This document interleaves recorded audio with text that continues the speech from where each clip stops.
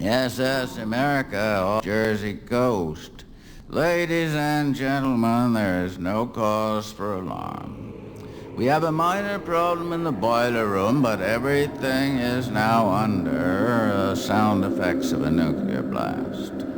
Explosion splits the boat. Periodic named Perkins screams from his shattered wheelchair. "You pithy-ass son of a bitch!" Second-class passenger Barbara Cannon lay naked in a first-class stateroom. Stuart Hudson stepped to a porthole. "Put on your clothes, honey," he said. "There's been an accident." Dr. Benway's ship's doctor drunkenly added 2 inches to a 4-inch incision with one stroke of his scalpel. "Perhaps the appendix is already out, doctor," the nurse said, and peering dubiously over his shoulder. "I saw a little scar." "The appendix already out." "I'm taking the appendix out. What do you think I'm doing here?" "Perhaps the appendix is on the left side, doctor. That happens sometimes, you know." "Stop breathing down my neck. I'm coming to that. Don't you think I know where an appendix is? I studied appendectomy in 1904 at Harvard." He lifts the abdominal wall and searches along the incision, dropping ashes from his cigarette. "Get me a new scalpel. This one's got no edge to it." He thrusts a red fist at her. The doctor reels back and flattens against the wall, a bloody scalpel clutched in one hand. The patient slides off the operating table, spilling intestines across the floor. Dr. Benway sweeps instruments, cocaine, and morphine into his satchel. "Sober up. I can't be expected to work under such conditions." Mike Dwyer, politician from Clayton, Missouri, rushed into the first-class lounge where the orchestra, coke junked and pilled to the gills, wallowed in their instruments. "Play the Star-Spangled Banner," he bellowed. "You trying to corn somebody, Jack?" Mike crossed to the jukebox, selected the Star-Spangled Banner with Pat's terminal at the electric organ, and shoved home a handful of quarters.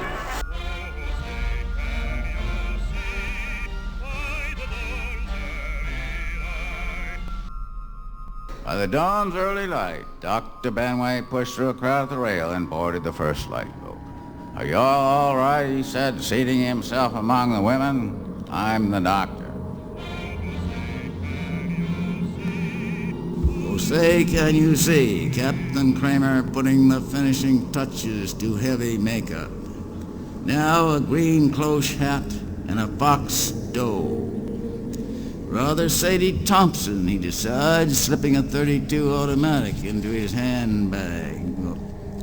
O'er the ramparts we watched.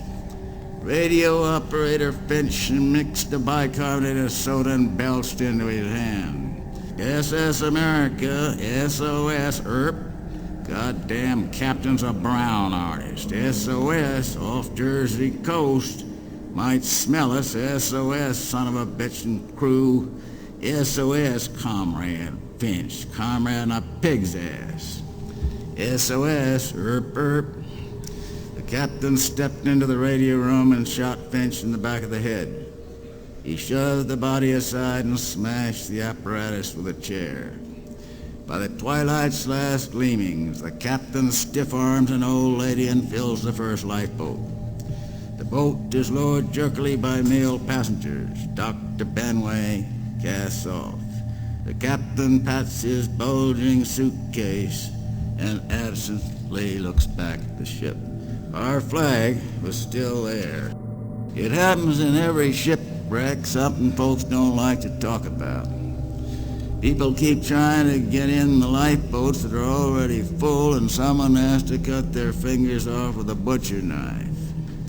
In our story, a paralyzed paretic named Perkins, paralyzed from the waist down anyway, is the instrument of destiny. Somebody gives him the knife and tells him what he has to do. By the rocket's red glare, a cry goes up from the tilting deck. Bodies hurtle around the boat. A hand reaches out and closes on the boat side. Spring-like, Perkins brings down the knife. The hand slips away. Finger stubs fall into the boat. Attaboy, comrade, don't let 'em swamp us. The crew pull on the oars. Perkins works feverishly, cutting on all sides. His false teeth fly out with the speed of a snapping snake. He snaps them back into his mouth. Bastard thunder bitches, bastards thunder bitches. Oh, say, does that star-spangled banner yet wave? Barbara Cannon showed your reporter her souvenirs of the disaster. A life belt autographed by the crew and a severed human finger. Oh, no, she said, I feel sort of bad about this old finger. For the land of the free and the home of the brave.